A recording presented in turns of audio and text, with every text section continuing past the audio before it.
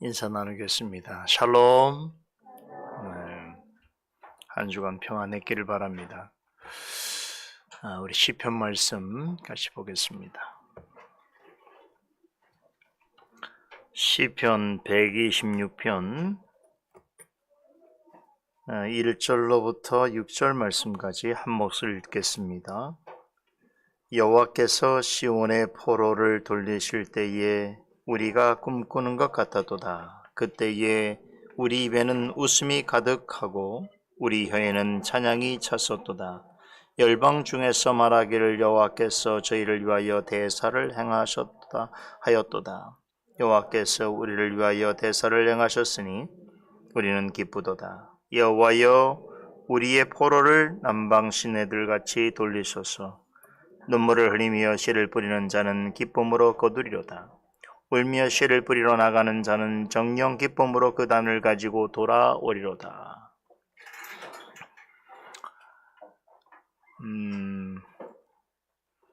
방금 읽은 시편 126편은 시편에 기록되어 있는 성전에 올라가는 노래 15편 중에서 7번째 해당되는 시입니다.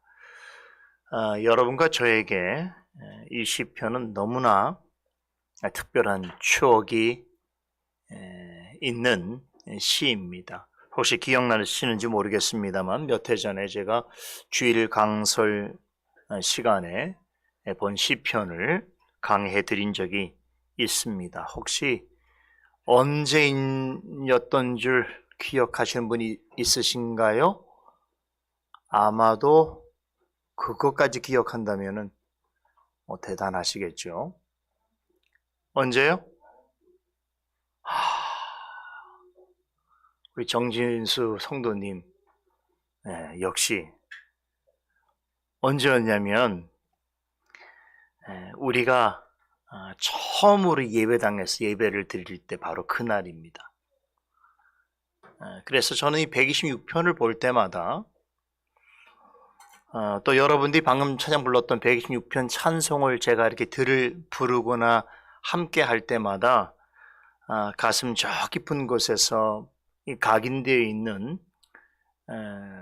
참 감격스러운 가슴 벅찬 그런 풍경이 늘 떠오릅니다. 2014년 11월 23일이었죠. 그 주일에 우리가 이 예배당에서 처음으로 예배를 드렸습니다. 그해 10월 말인가 11월 초에 저희가 이곳으로 마치 이주자들처럼 와서 한 몇 주간 옆에 창고에서 예배 모임을 갖다가 그리고 나서 이제 그날 이 예배당에서 첫 예배를 드리게 되었는데 그때가 지금 같은 분위기였어요. 제법 좀 쌀쌀했고 그리고 조금 이제 오늘 제가 먼저 5월달이 시작이 됐습니다만 지금 여기 공기처럼 조금 쌀쌀한 그런 분위기 속에서 그런에도 불구하고 함께하는 모든 성도님들이 감격과 기쁨 속에서 첫 예배를 드렸던 기억이 새록새록합니다.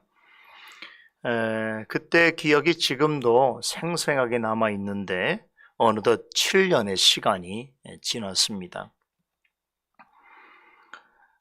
시간이 이렇게 흘러서 여러분들과 다시 이 시편 126편을 제가 대하게 되니까 정말 감회가 새롭습니다.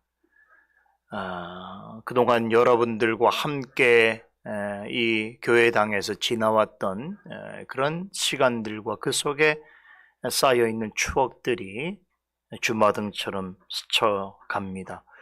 생각해보면 그때의 감격이 다시 몰려오는 것 같고 전 사실 이번 주에 이 126편을 묵상하고 준비하면서 내내 가슴이 먹먹했고 또 눈가가 좀 뜨거워지는 것을 느꼈습니다. 여러분들이 방금 불렀던 126편을 들으니까 또 마음이 막 그래요. 그때의 그 감격을 지금도 누리고 있기 때문인 것 같습니다. 그때 제가 본문 3절에 여호와께서 우리를 위하여 대사를 행하셨으니 우리는 기쁘도다라고 하는 말씀을 중심으로 해서 하나님의 큰 일이라고 하는 제목으로 강설하였던 기억이 있습니다. 그때 전해드린 그 말씀 그대로 그때부터 지금까지 하나님께서 정말로 우리 교회를 위해서 큰 일을 행해 주셨어요. 우리 모두에게 참으로 큰 일을, 큰 대사를 나타내 보여주셨습니다. 앞으로 우리가 이 교회당에서 얼마나 더 머물게 될지는 모르겠습니다만 앞으로 어떤 하나님의 인도하심이 있더라도 이 말씀처럼 우리를 위하여 큰 일을 행하시는 하나님께서 늘 우리와 함께 하실 것이고 또 우리는 그 하나님을 끝까지 신뢰하면서 또한 바라보며 함께 나아가야 될 것이다 라고 하는 생각을 더 갖게 되어지는 그런 시간이 되기도 합니다. 그때 제가 시편 126편 말씀을 전해드렸는데 그 내용이 아직도 제 머릿속에 또렷이 기억되고 있는 것으로 보아 좋은 설교였다. 명설교였다.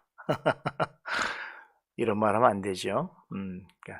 그러나 지금도 기억이 납니다. 그래서 아마 여러분들 중에 좀 이번 한 주라도 조금 시간 내어서 그때의 감격과 또 그때 말씀이 지금 우리 교회에게 어떻게 적용되고 있는가라고 하는 것을 한번 생각해 보시길 원하신다면 다시 듣기를 해보셔도 좋지 않겠는가 그런 말씀을 전해드립니다. 아무래도 그 당시에는 우리 교회가 처해 있는 상황, 새로운 곳에 이주하는 그 모습이 하나님께서 이스라엘 백성들을 바벨론으로부터 예루살렘으로 옮기시는 그 역사로 제가 치안을 해서 앞으로 하나님께서 되돌아온 이스라엘 백성들에게 큰 일을 계획하신 것처럼 우리 솔리데오 글로리아 교회를 위해서도 그런 큰 일을 예비하시고 계실 것이다 라고 하는 그런 말씀을 전해드렸었는데요. 오늘은 이 본문 자체가 가지고 있는 구조와 내용을 중심으로 해서 핵심적인 내용을 말씀을 드리고 또 성전에 올라가는 노래로서 주는 교훈이 무엇인지에 대해서 아주 잠시 함께 상고해 보려고 합니다. 전체 내용을 볼 때에 방금 말씀드린 것처럼 이 시편은 바벨론에 포로되었던 이스라엘 백성이 예루살렘으로 귀환한 일을 배경으로 기록된 것입니다. 시편 기록에 대해서 좀 오해를 하시는 분들이 있어요. 그게 뭐냐면 시편은 다윗과 솔로몬 시대에만 기록된 말씀, 시라고 생각하는 분들이 있습니다. 그러나 그렇지 않습니다. 포로기 이후에도 기록되어진 것들이 있는데 이것들을 총독 느헤미야나 학사 에스라 같은 분들이 이 내용들을 수집하고 또 정리해서 우리에게 소개해주고 있는 이 내용들이 시편 안에 들어가 있습니다. 그래서 오늘날 우리가 알고 있는 시편이 형성되게 되었습니다. 이런 역사적인 배경을 염두에서 1절을 보면 이스라엘 백성들에게 있어서 포로기한이라고 하는 그 역사는 얼마나 감격스러운 일이었는가라는 것을 우리가 다시 한번 생각해 볼 수 있습니다. 이스라엘 백성들이 70년 동안 이방 땅 바벨론에서의 그 포로 생활을 마치고 드디어 예루살렘으로 돌아오게 되었다. 여러분 어떨까요? 우리 민족도 36년간의 일제 강점기를 마치고 해방을 맞지 않았습니까? 그때에 우리의 선조들은 얼마나 우리의 부모님 또 우리의 할아버지 할머니들은 그때에 얼마나 큰 감격을 누렸을까라고 하는 생각을 하게 되는데 아마 그 이상이었을 것이라고 생각이 됩니다. 시인은 70년 바벨론 유수의 생활을 마치고 고국으로 다시 돌아올 수 있었던 일을 뭐라고 이야기합니까? 마치 꿈만 같았다라고 그렇게 묘사합니다. 꿈꾸는 것 같았도다라고 하는 말의 실제 의미는 꿈으로나 바랄 수 있는 일이 실제로 이루어졌다. 그런 뜻이지요. 제가 하나 더 기억이 나는 것이 우리 예배당에 처음으로 예배드리기 며칠 전에 박종목 성도님이 저에게 목사님 이렇게 우리가 여기서 예배를 드리게 되다니 꿈인가 생신가 합니다라는 말씀을 하셨어요. 그래서 제가 그때도 그 얘기를 좀 언급해 드렸는데 오늘 이 말씀 그대로였어요. 꿈인가 생신가 한 것이죠. 어떻게 우리에게 이런 일이 이루어질 수 있는가라고 하는 것이지요. 여러분, 바벨론에서 돌아온 대다수의 사람들은요, 실은 바벨론에 끌려갔다가 돌아온 분들도 있지만 소수입니다. 대부분은 바벨론 땅에서 나고 자란 2세대, 3세대 젊은 사람들입니다. 그런데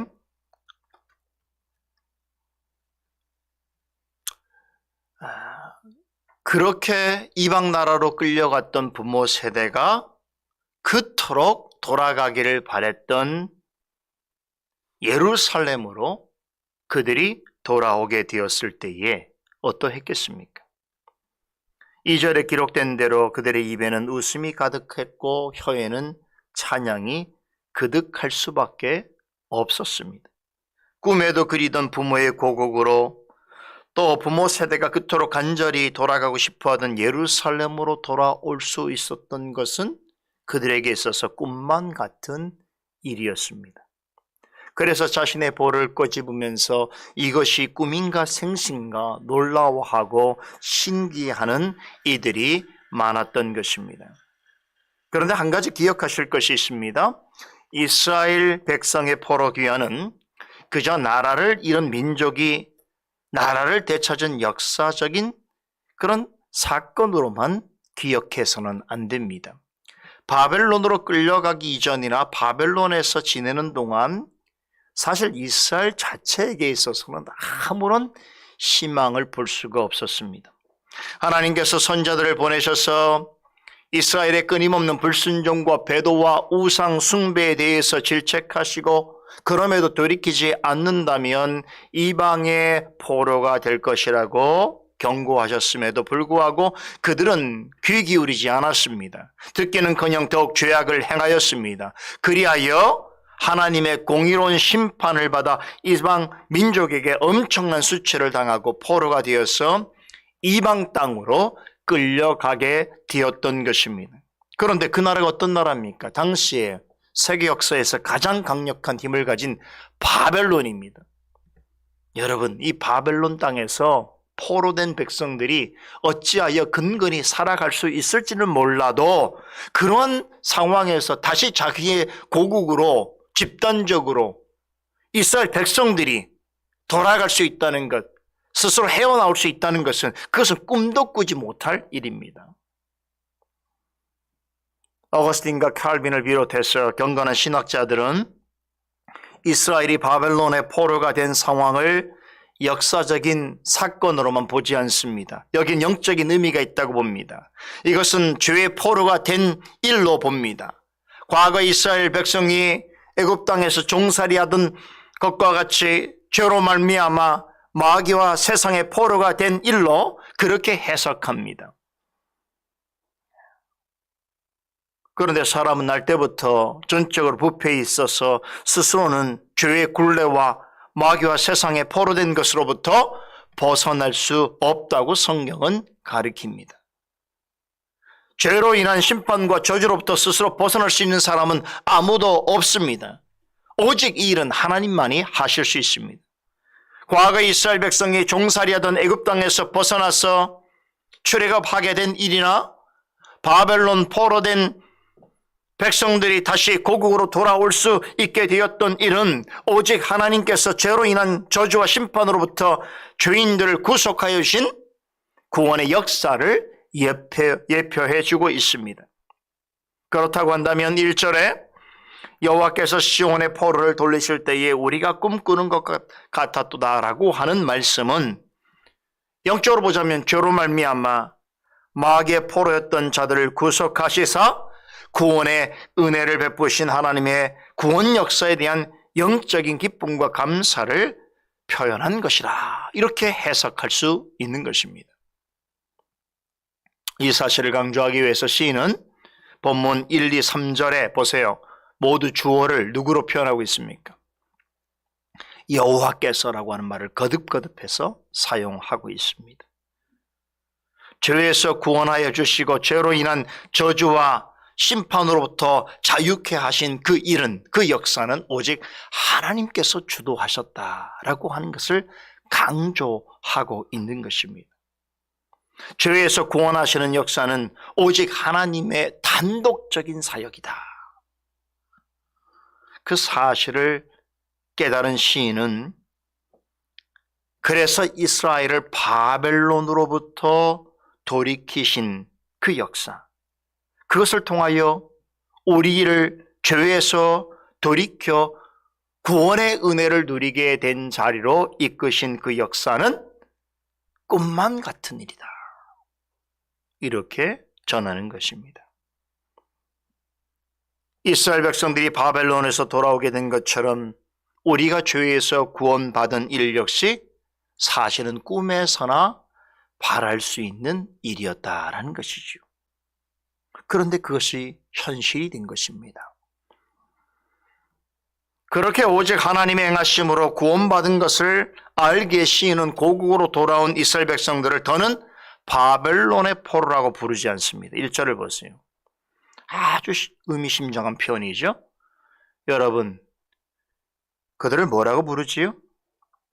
하나님께서 시온의 포로를 돌이셨다, 이렇게 표현합니다.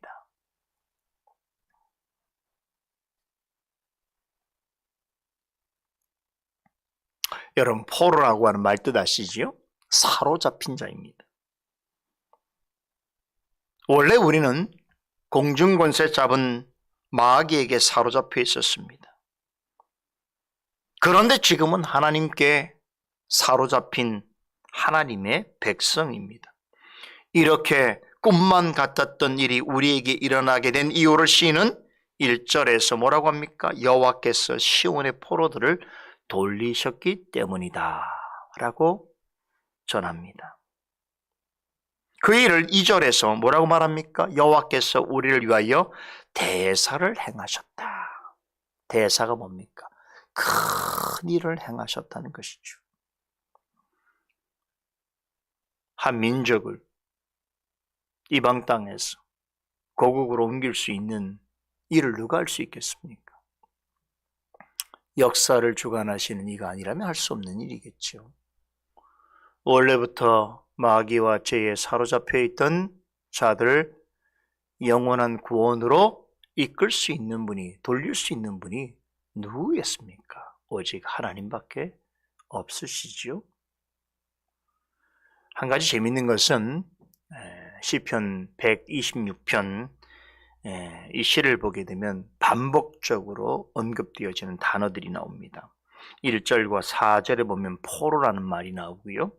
1절, 4절, 6절에 보면 돌아오다라고 하는 말이 나옵니다. 그런데요, 이건 매우 놀라운 사실 일인데, 히브리어 단어를 보면 사실 이 두 단어가 다시 말하면 포로라고 하는 말과 돌아오다라고 하는 말이 같은 어원을 지니고 있습니다.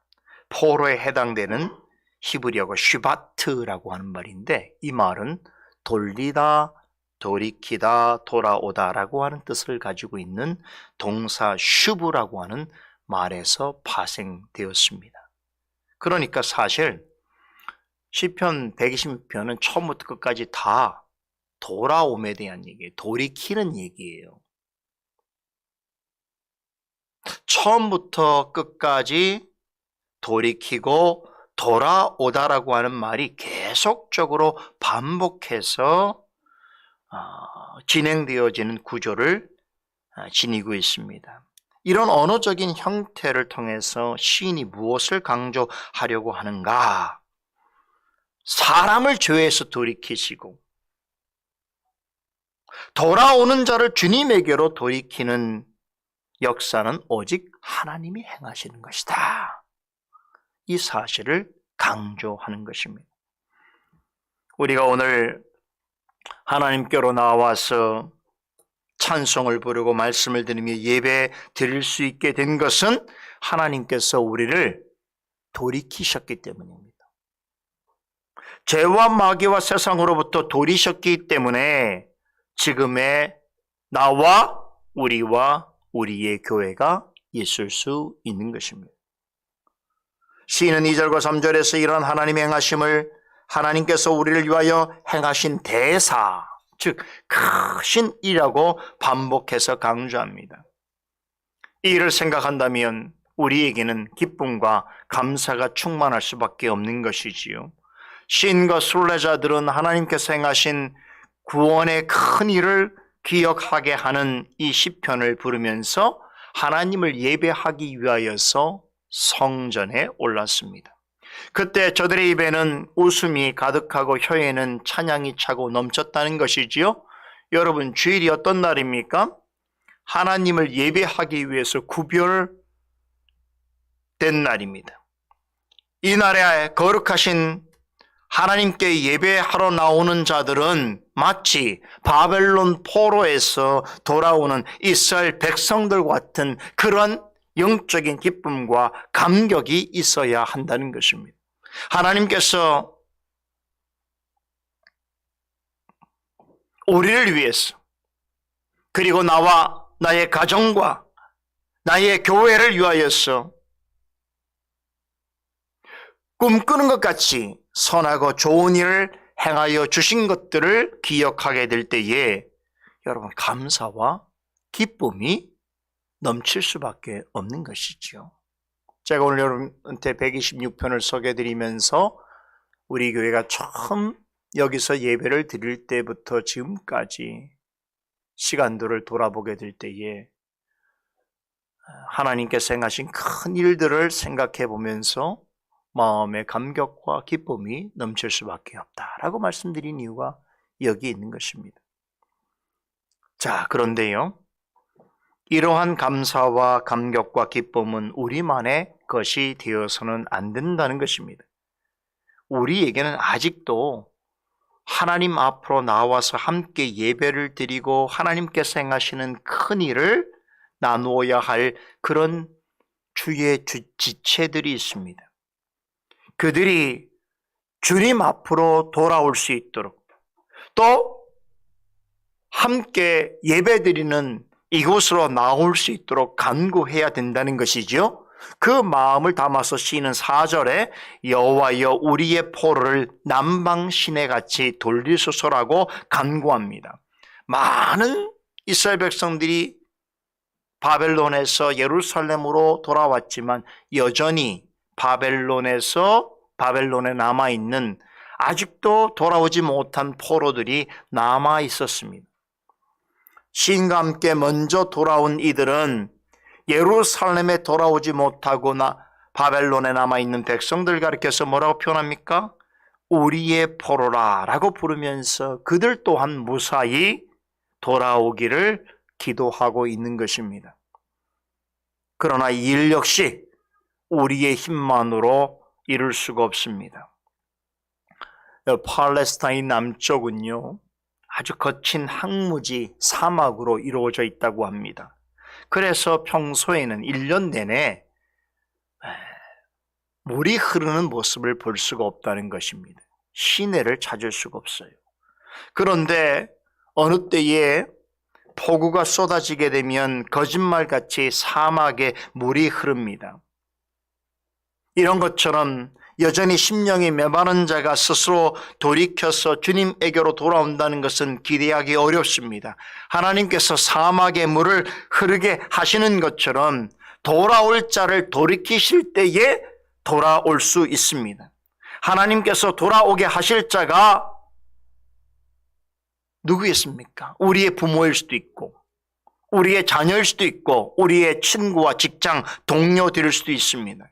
우리 주변에는 여전히 죄에 사로잡힌 마귀와 세상의 포로가 되어서 주님에게로 돌아오지 못하고 있는 이들이 있습니다. 그들은 바벨론에서 돌아온 이스라엘 백성들이 경험한 이러한 영적인 기쁨과 감사를 알지 못합니다. 하나님께 예배드린 자가 누리는 즐거움과 감격을 알지 못합니다. 그렇기 때문에 우리는 아직 영적 바벨론에서 돌아오지 못한 자들을 위하여 기도해야 하는 것입니다. 그들도 우리와 함께 하나님께로 나와 예배드리는 감격과 기쁨을 맛볼 수 있게 해달라고 하나님의 도우심을 구해야 하는 것입니다. 그뿐만이 아니지요. 바벨론에서 돌아오긴 했지만 이전과 다를 바 없이 여전히 바벨론 포로처럼 살고 있는 자들을 위해서도 기도해야 합니다. 시인은 그들을 뭐라 표현합니까? 우리의 포로라고 말합니다. 우리의 포로라고 하는 말은 그들도 우리에게 속해 있는 자들이다라는 것이죠. 아직 주님의 교회로 돌아오지 못한 자나 돌아왔지만 여전히 주님의 백성처럼 살지 못하는 자들도 여전히 우리의 포로인 것입니다. 시온의 포로인 것이죠. 하나님께 사로잡혀 있는 자들이면서 동시에 우리와 함께하는 해야 할 자들인 것이죠.